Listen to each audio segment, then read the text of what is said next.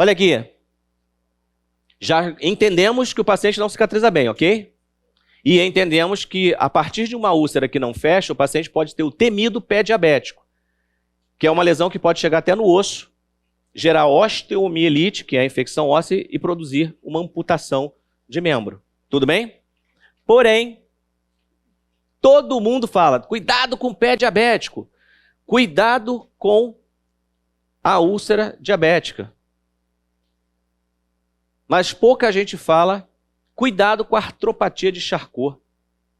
Oi? Alguém sabe o que é artropatia de Charcot?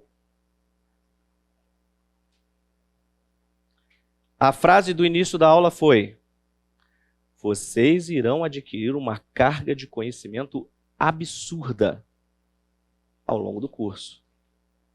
E ela já começou, gente. A artropatia de Charcot é uma alteração que acontece nos pés do paciente, onde o normal, concavidade, ok? E o paciente perde essa concavidade, o pé inverte e a superfície plantar do pé fica toda em contato com o chão, aumentando a área de atrito e lesão. Os dedos deformam a ponto do paciente não conseguir calçar um sapato.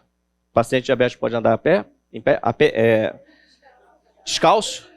Pode andar a pé? Claro que não, tem que andar só de carro e moto. Porra. Aquela voz fica aqui também. Ah, te derrubei. Paciente diabético pode andar descalço? Como é que faz? Dedo todo deformado, dói pra caramba, não calça sapato e se andar descalço, o pé todo na superfície. Ah, manda fazer sapato. Quanto custa? Ele tem condição? O governo fornece? Artropatia de Charcot. Deu para entender?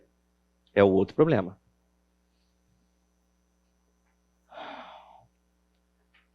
Entendemos que o diabetes tipo 1 chega pra gente e que eu não preciso me preocupar, mas que o tipo 2 não chega.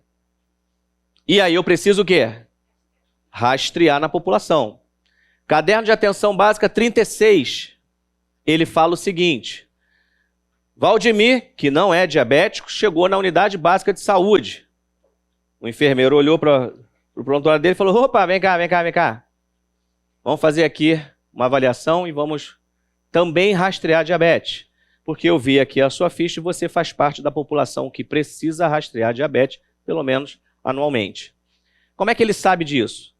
Porque o Caderno de Atenção Básica 36 diz o seguinte: dos dois tipos de diabetes, 1 e 2, a maior população está em qual tipo? 2. E o perfil epidemiológico do tipo 2 são pessoas magras ou obesas? Obesas. Então, a partir daí, em sobrepeso, eu já tenho risco. Então, qualquer pessoa com excesso de peso e mais algum dos fatores que a gente vai listar, deverão obrigatoriamente rastrear diabetes. Então, se o cara está em sobrepeso, eu, Valdemir, estou em sobrepeso, tá? Tenho uma altura e um peso que, somados na fórmula do IMC, que a gente vai mostrar daqui a pouquinho, tá? Me jogam na condição de sobrepeso. Então, eu, Valdemir, sou hipertenso. Daqui a pouco eu vou mostrar a hipertensão. Eu tenho que rastrear diabetes todo ano. Mas se o cara tem sobrepeso e história de pai ou mãe com diabetes, tem que rastrear anualmente. Uma vez no ano, pelo menos, ele tem que fazer, gente, para acompanhar. Já vou explicar. A pergunta dela foi excelente. O que seria uma pessoa pré-diabética? Já vou explicar, você vai entender. Então, preste atenção. Excesso de peso e um dos seguintes fatores de risco. História de pai ou mãe com diabetes. Tem que rastrear. Dislipidemia, alteração de lipídio, triglicerídeo e colesterol. Tem que rastrear. Obesidade severa. Aqui agora o parêntese. Até o Ministério da Saúde dá umas surtadas de vez em quando.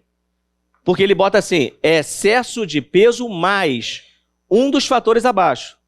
E um dos fatores é obesidade. Não tem sentido, gente. Ou o cara é excesso de peso ou ele é obeso. Então o cara está obeso, já tem que rastrear. A ideia é essa, ok? Isso aqui é um erro conceitual deles. Bem, hipertensão arterial ou uso de antihipertensivo em adulto. Por exemplo, eu sou hipertenso há pelo menos aí uns 15 anos, mas minha pressão é controlada.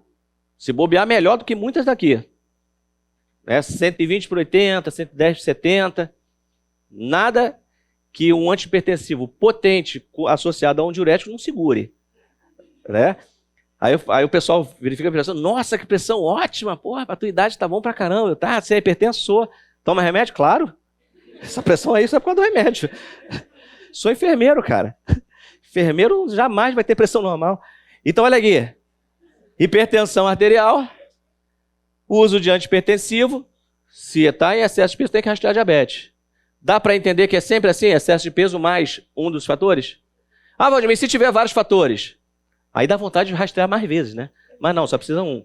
Olha aqui. Acantose nigricans. O que é isso? Acantose nigricans. Manchas escurecidas que aparecem na pele em regiões de dobra. Pescoço, axila, cotovelo, virilha, joelho.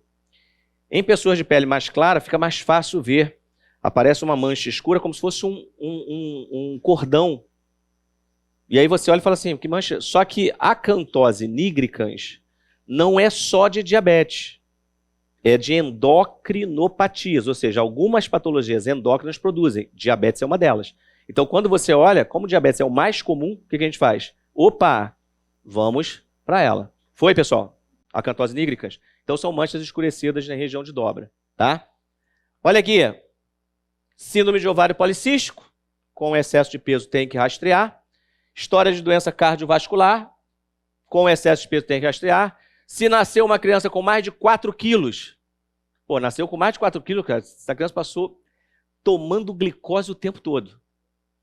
Aí foi crescendo, tomando mais glicose, ficou doidona de glicose, e nasceu com mais de 4 quilos. Então, mais de 4 quilos tem que rastrear. Tá? Aí a gente pensa em diabetes gestacional, ok? Olha aqui, ó, história de diabetes gestacional ou recém-nascido com mais de 4 quilos. E inatividade física. Por exemplo, eu sou militar, quer dizer, agora estou na reserva, chama-se reserva, né? Quando vai aposentado para o exército. Aí vocês falam, nossa, tão jovem, né? Aí vocês estão pensando assim, jovem? Olha aqui. Inatividade física. Eu chego para fazer minhas consultas, pessoal, profissão, militar. Ah, pô, legal. O que o cara já sugere? Pô, saudável, faz atividade física todo dia, corre. Expectativa. Realidade. Qual a frequência de exercício que você faz? 3 vezes. Porra, por semana? Não, por ano. São os testes obrigatórios. Sou da saúde, cara. Saúde a gente corre atrás do prejuízo. Né? Ah, tem o TAF para fazer. Aí, ó, TAF semana que vem. Caraca, 12 minutos de corrida, meu Deus. Quanto tem que conseguir? Ah, ó, para tua faixa etária, 2.900. Mas que isso, maluco? Que isso? Pode ir de carro, né? É assim que funciona, cara. Aí tu bota, se mata de correr lá, passa 15 dias doído. Né? Aí, pô, eu canso só de ver o povo na academia, gente. Eu passo nessas academias de crossfit, o povo subindo corda, descendo corda. Eu falei, caraca, porra. Chega a dar dor no corpo. Né? Inatividade física e excesso de peso, o cara tem que fazer o quê? Rastrear. Agora presta atenção, hein? Até aqui era excesso de peso, mas passou de 45 anos. Inclusive, acabou. Independente de qualquer coisa, vamos correr atrás do diabetes tipo 2. Porque lembra da faixa etária populacional? Maior de 30 anos, só que a incidência aumenta muito a partir de 45. Então, a partir de 45 anos, independente da história do cara, eu tenho que rastrear diabetes. E também qualquer pessoa que tenha estratificado o score de Framingham, que a gente vai falar em hipertensão na sequência da aula, e tenha sido identificado como risco moderado para doença cardiovascular. Se tem risco moderado para doença cardiovascular, já tem que também verificar diabetes. Mas aí o Framingham eu vou explicar quando eu falar de hipertensão arterial, que é o próximo tema na sequência aqui. Gente, até aqui tudo bem? Maravilha. Seguindo um pouquinho adiante. Agora eu vou começar a responder a pergunta que ela me fez. O que é o pré-diabético? Preste atenção. Nós temos 4 formas de diagnosticar diabetes. E aqui vocês deverão saber. E na apostila de vocês, lá na página, para ninguém dizer que eu nunca usei a apostila, que eu ignoro ela, vocês sentem maior saudade. Tá sentindo falta da apostila, gente? A ideia é essa. Ainda está intoxicado, né? Aquela vontade louca de interagir com ela. Mas quando vocês chegarem em casa, e daqui, geralmente em torno, a gente dá o prazo de 5 dias úteis para liberar o vídeo no ambiente virtual. E aí vocês vão começar a explorar o ambiente, vão entender, vocês vão receber um tutorialzinho, onde vocês vão localizar as questões para vocês fazerem do tema depois de estudar, gente. Não adianta fazer antes. A ideia é vocês fazerem para testar conhecimento. Então estuda primeiro, tá? E a partir daí, vocês vão assistir a aula de novo. Então, no momento que vocês assistirem a aula, vocês vão perceber o quanto de informação já retém hoje aqui em sala. Mas é pouca, porque aqui vocês são ouvintes. Você só retém, o teu cérebro só retém conhecimento quando você interage com o conhecimento. Então, é quando você senta para estudar que realmente você aprende. E aí, ao assistir a aula de novo, vocês vão entendendo os facilitadores que eu vou entregando. E quando vocês forem ler a apostila, vai fluir muito melhor. Porque vocês vão entender e não perde tempo. O que é isso aqui? Você já entendeu o que é. E aí você passa e vai direto e vocês vão ver como a velocidade de informação aumenta e a velocidade de estudo aumenta também. Mas na apostila, na página 5, para matar um pouquinho aquela vontade de olhar o material, tem uma tabela, não tem? São 4 formas de diagnosticar o diabetes. A glicemia tá, em jejum, o teste de tolerância oral de glicose com sobrecarga de 75 gramas de glicose, a glicose casual, a glicemia casual, e a hemoglobina glicada, chamada de glicohemoglobina ou hemoglobina glicosilada, são nomes. São 4 testes. Esta tabela, os valores têm que estar na ponta da língua de vocês, porque várias provas, algumas te perguntam o valor, mas a maioria te dá no caso clínico. O cara fez uma glicemia de jejum e o valor era tanto. E você tem que saber interpretar aquilo. Tá? Então não está aí à toa, e a gente não vai trabalhar isso aqui à toa. Mas observe como eu fiz aqui. A glicemia de jejum, o nome já está dizendo, você tem que estar em jejum de 8 a 12 horas. Nem menos, nem mais. Menos de 8 horas interfere. Ah, vou comer um pouquinho, não dá diferença nenhuma. Pô, estou cheio de fome, acordei, tenho que colher sangue hoje. Tomar só aquele iogurtezinho. Pô, só um pouquinho, um cafezinho com aquele açuquinha básico. Não vai interferir. Interfere. Passou de 12 horas. Porra, perdi a hora, tal, já tem mais de 12 horas que eu comi. Ah, mas não vai interferir não. Teu organismo está lá igual um louco, quebrando reservas, porque a glicose já baixou, e ele tem que repor. Ele começa a quebrar reservas. Aí o nível de glicemia vai lá em cima. 8 a 12 horas de jejum. Ok? Isso aqui tem o valor diagnóstico para diabetes. Então, repara, este aqui é o valor diagnóstico. Quando a glicemia bater maior ou igual a 126, então a partir de 126 de glicemia em jejum, você diz que o paciente tem evidências de diabetes, porque aí o Ministério manda repetir o exame. Ou fazer uma outra forma de exame para cruzar. Nunca é só um exame, gente. Tá? Mas a princípio ele está com todo o quadro sugestivo de diabetes, quando bate a glicemia de 126. Lembrando que algumas situações clínicas aumentam glicose. Quer ver? Em terapia intensiva, o paciente que está em sepse, ele vai ter glicemia de 200, glicemia de 220, porque o organismo está igual um louco combatendo aquela infecção e precisa de quê? Energia, vai quebrar reservas. Ah, o cara está diabético? Não. É por conta da quantidade de, na verdade, da energia que o organismo está precisando. Depois que passa a sepse, que você controla a sepse, a glicose volta ao normal. Então tem que só tomar cuidado com isso. Ok? Mas o diabetes, glicemia maior ou igual a 126.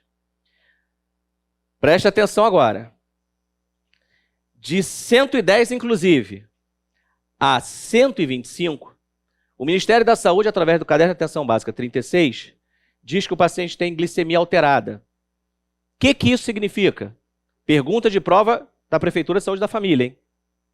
Porque isso aqui é faixa estratégica para o pessoal da atenção básica. Esse cara aqui, 110, 125, está diabético? Não. Mas a estatística mostra que se permanecer com essa glicemia, vai virar diabético em breve. Então é a faixa estratégica para a gente modificar o estilo de vida e tirar o cara dali. Tem médico que já entra com antidiabético oral para acelerar o processo de controle da glicemia do cara.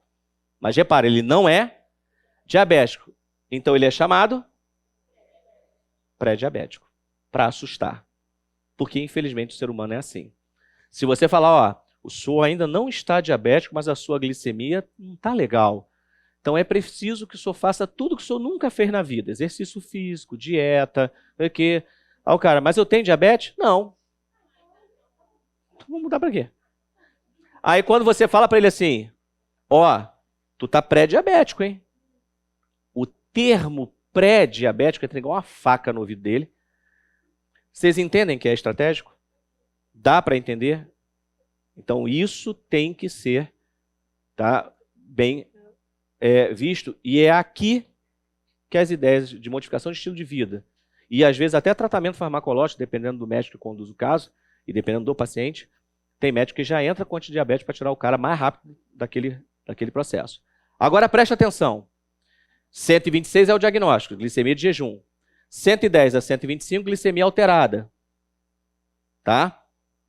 Abaixo de 110 o valor é normal. Só que quando você faz hoje um exame de sangue e vem o resultado do laboratório, eles botam lá, faixa normal, abaixo de 99.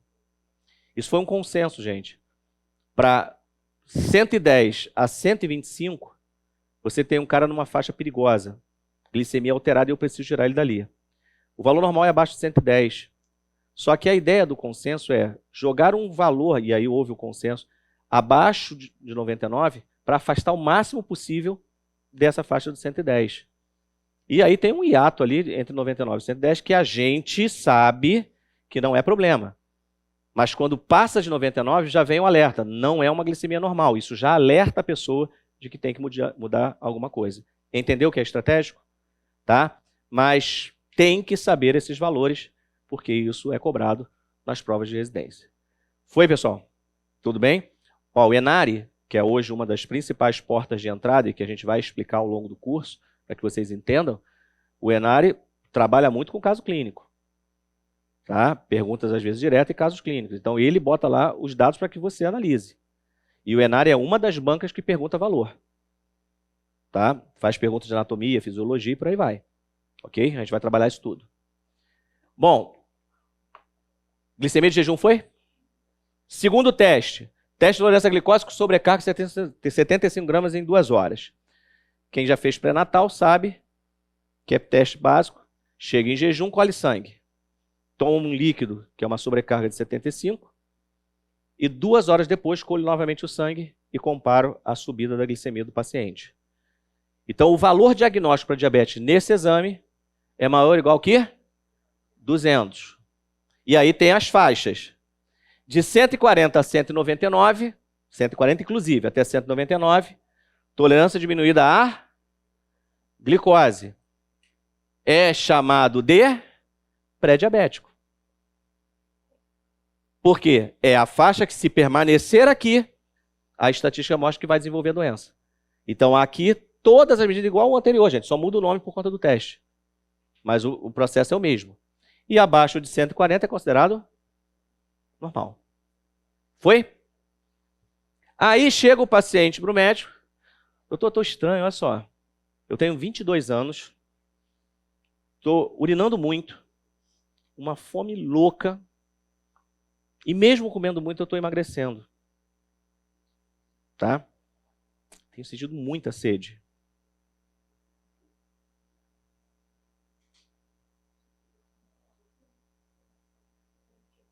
Já pensa no 1, né? Teve gente olhando para mim assim, o que é isso, gente? É 12? Tipo 1. E aí, nesse momento, o médico olha para ele e fala assim, peraí, 22 anos, com esse quadro, isso é diabetes tipo 1. Eu não preciso da glicemia de jejum. Os 4 P's estão na minha frente. Eu faço glicemia casual. que, independente do horário que ele comeu, já colho o sangue dele e avalio o valor. Se bater 200 ou mais, fecho o diagnóstico de diabetes, independente de jejum. Glicemia casual só é feita na presença dos 4 P's e direciona para o diagnóstico de diabetes tipo 1, não havendo necessidade do jejum da glicemia. Embora muitos médicos peçam, gente. Porque o cara faz a glicemia casual e depois vai lá, ó, agora vamos fazer um jejum que é o que eu quero comparar. Tá? Então, assim, o Ministério define a glicemia casual como uma glicemia indicada para o diabetes tipo 1. Fala. A pergunta dela é interessante. Precisa colher uma única vez ou pode colher vários dias? Isso vai depender de cada caso, da história do paciente. O Caderno de Atenção Básica 36 não diz que você tem que colher várias vezes. Fala que uma coleta acima de 200, tá? Você já tem o diabetes mellitus na mão, tipo 1. Só que normalmente, como eu estou explicando, você vai ver os profissionais pedindo um segundo exame diferente daquele, para poder contextualizar. Tá? E aí, nós temos o último exame, que é a hemoglobina glicada. Hemoglobina glicosilada ou glicohemoglobina. São sinônimos. A glicose, ela se liga à hemoglobina numa ligação forte. E, ao contrário do oxigênio que solta, ela se liga à hemoglobina numa ligação forte. E, a partir daí, ela vai ficar basicamente o tempo de vida da hemoglobina.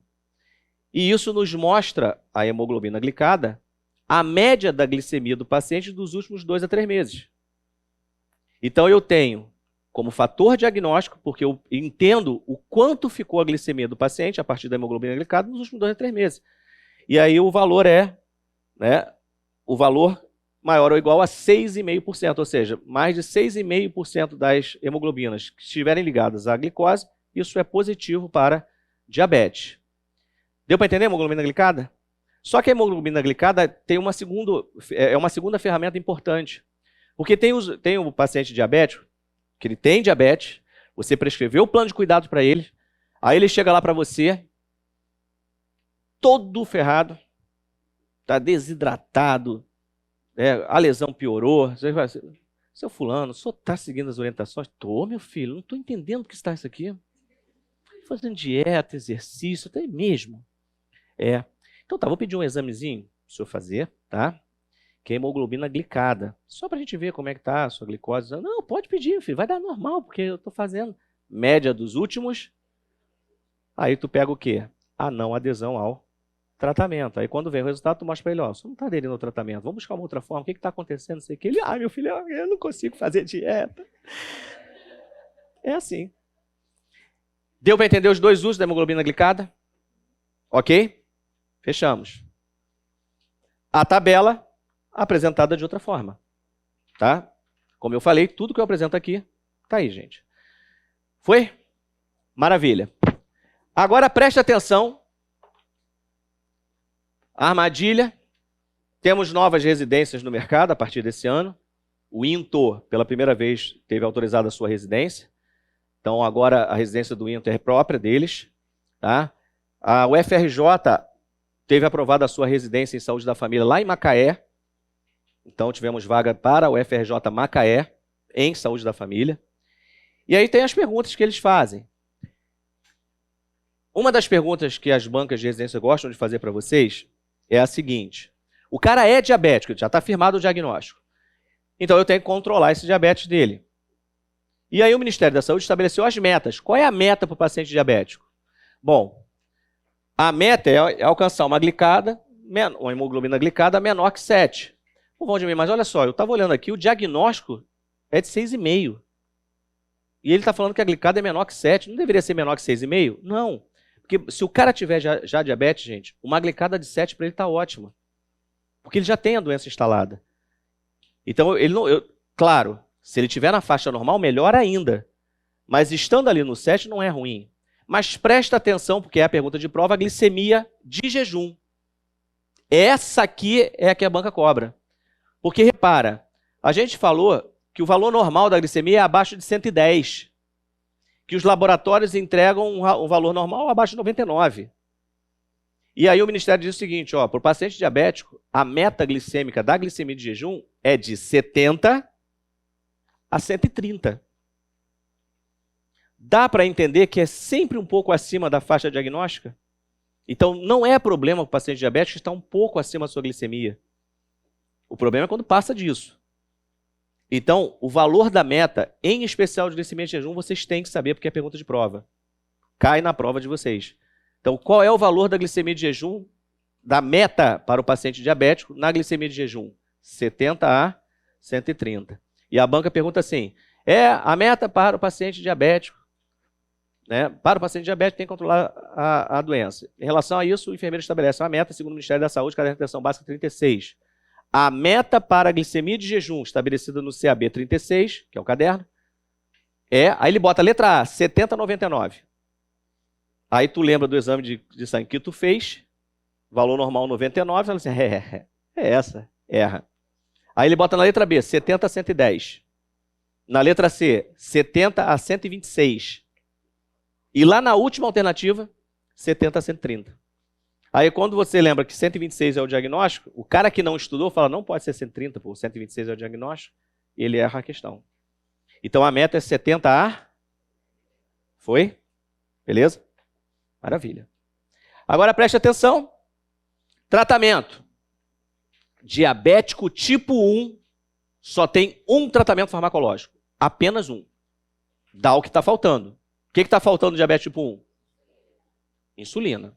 E ele modifica o estilo de vida para não descompensar a doença. Dá para entender isso, gente? Então, questão de prova. Cuidado. Cuidado. Erros comuns na prova de residência.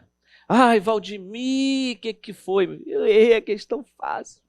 Você falou em sala. Falei. Eu sei, você falou. Falei. Falei que ia cair. Caiu. Falei, eu sei, eu falei. Aí, eu li na prova, nervoso, estava nervoso, eu li diabetes tipo 2, mas estava escrito diabetes tipo 1. Gente, não pode cometer esse tipo de erro. Hoje, uma questão te deixa fora da vaga, a porta fecha na tua cara. E é uma sensação horrorosa, porque tu vai ficar desejando mal para o outro. São 20 vagas, tu é o 21º. É impossível você não ser tentado a falar, poxa, ele podia perder o dia da vaga, né? O dia o ônibus quebrar, dormiu demais. Não necessariamente desejar que o cara morra, mas, embora lá no coração, lá no fundo, né, é complicado, gente. Não dá para perder questão assim. Então, cuidado. A gente vai fazer um trabalho durante o curso, eu vou mostrar para vocês. Prova muito difícil. Cara, abriu a prova da Marinha, muito difícil. Cara, se ela está difícil para você que estudou, ela está impossível para o cara que não estudou. Então relaxa, calma. Respira e faz a prova. E busca fazer o teu melhor. E não se preocupa, só eu vou errar tudo. Isso é coisa que é autossabotagem. E a gente vai trabalhar isso com vocês ao longo do curso. Tá? Deu para entender isso aqui? Tratamento farmacológico. Farmacológico é só a insulina. Mas a gente orienta também a modificação de estilo de vida, porque faz parte. Ok?